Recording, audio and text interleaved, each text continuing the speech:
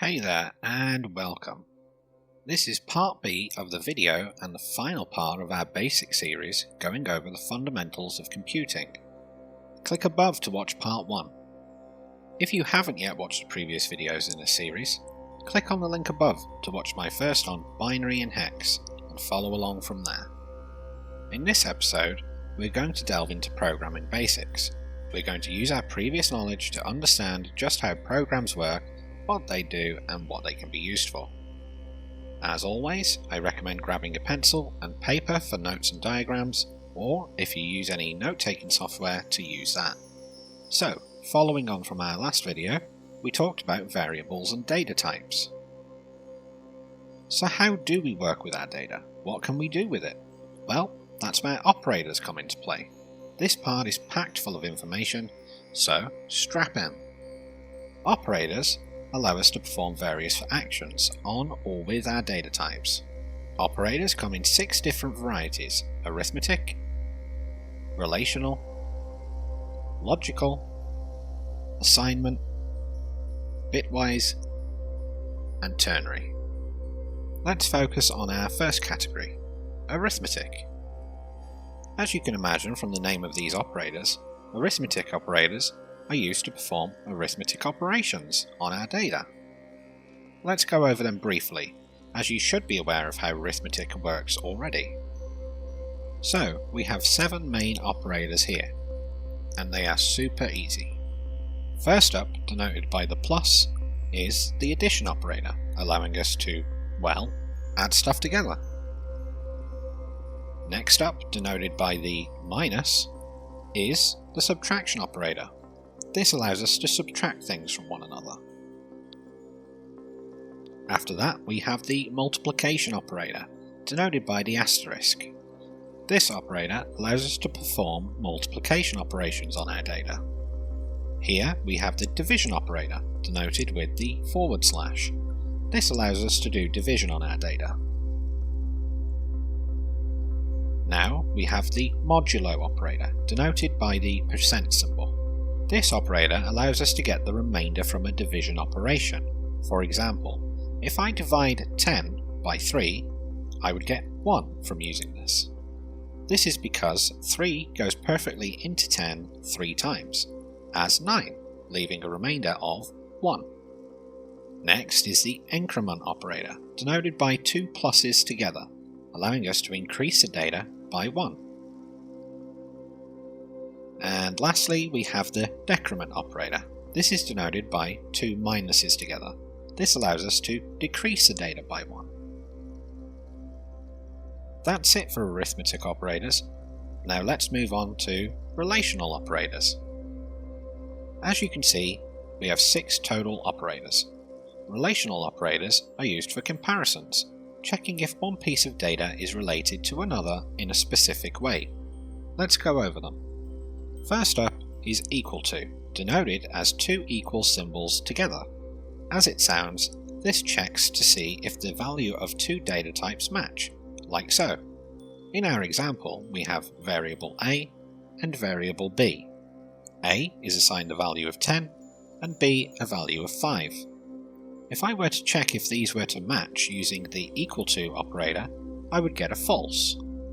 If I now assign b to be 10, it would give me true. Same with the third check, as 10 is not equal to 15. Next up is not equal to, denoted by an exclamation point and equals together. This checks to see if the value of 2 data types do not match. Using our previous example, the first check with b assigned as 5 would return true, and when assigned 10, false.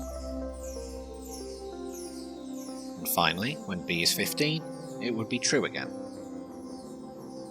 Our third operator is greater than, denoted by a right-facing chevron or angled bracket. Again, using our previous example, we can see the first check would be true, as 10 is greater than 5. If we now change b to be 10, it is false, as 10 is not greater than 10.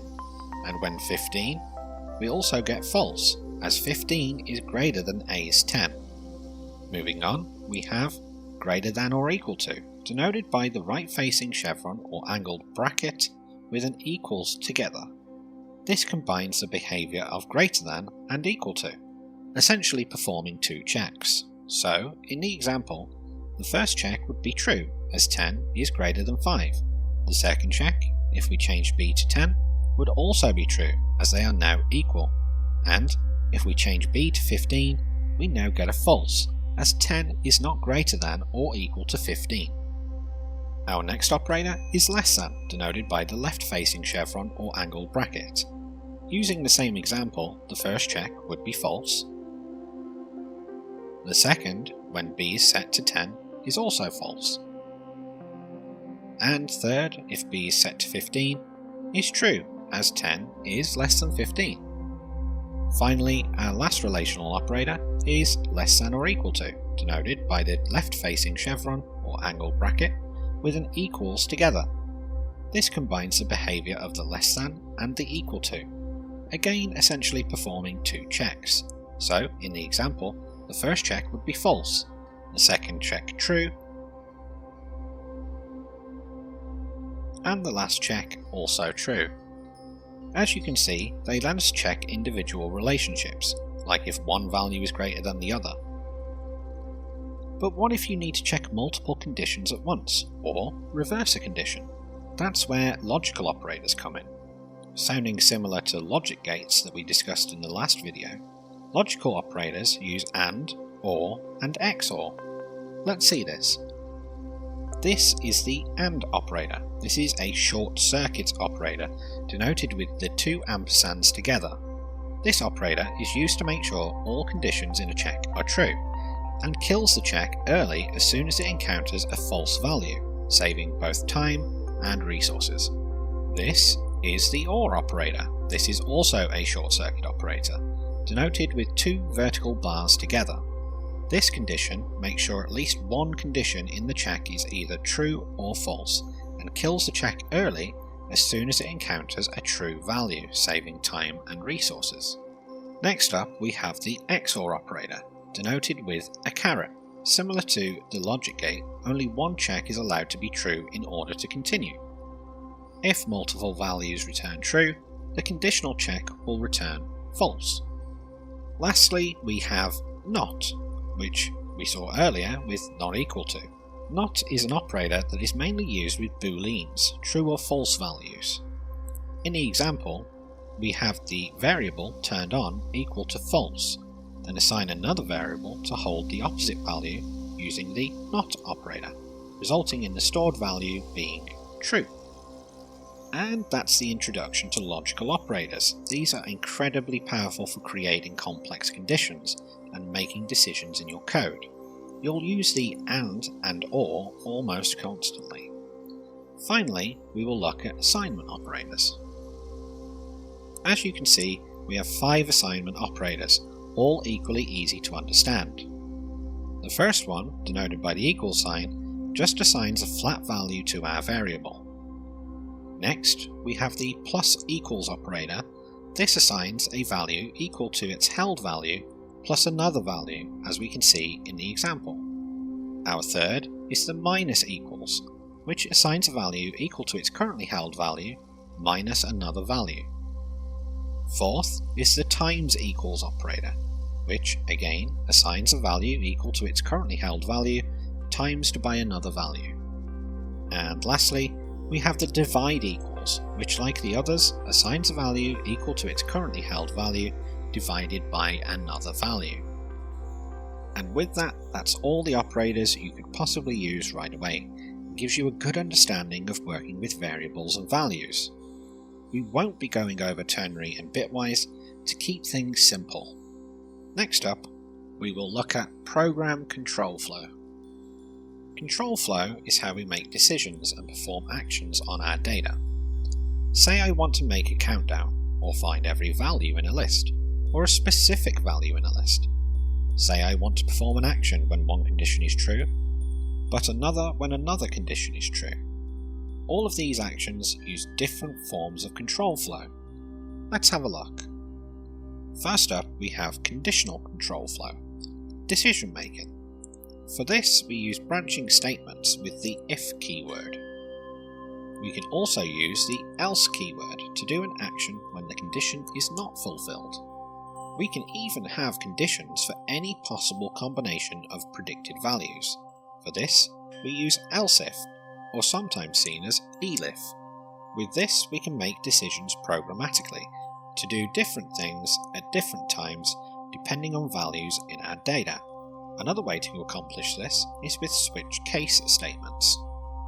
As we can see, in the switch case block, we first tell the switch what we are checking, then each case is a possible predetermined value that variable A can be. If the value of variable A matches a given case, it will do that thing, and using the break keyword, it will leave the block. If no case matches the assigned value, it will then use the default case. If we didn't have the break keyword, it would continue to the checks after finding the correct value, and then also execute the default case too, which could lead to errors. This is called case fallthrough. The next type of control flow we commonly see is loops. Loops allow us to repeat certain actions in our code without having to rewrite them over and over again. Incredibly powerful for repetitive tasks. First up, let's look at the while loop. In this example, the code inside the loop will continually execute from top to bottom until variable A no longer equals value A. So, in essence, while the condition evaluates to be true, it will continue to execute. Easy. But be careful, there needs to be a way to end the loop so that the execution stops, or you will create an infinite loop. So let's visualize this as a countdown. This is an example of an infinite loop. It would be constantly outputting the value 1, as variable A is always going to be greater than 0. Let's see another example. This would also be an infinite loop. It will continually execute as variable A is greater than 0, and we are incrementing variable A, so it will never reach 0. It will count up forever.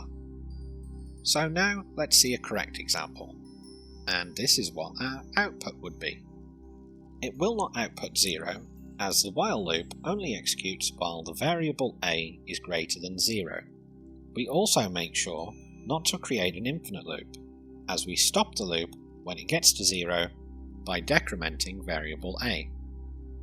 Finally, we will look at our last type of control flow, the for loop.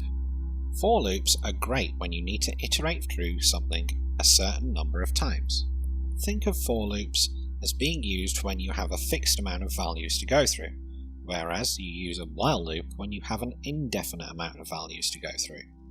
But you can still make infinite for loops, for example. As we can see, we still have to be careful writing for loops, like so.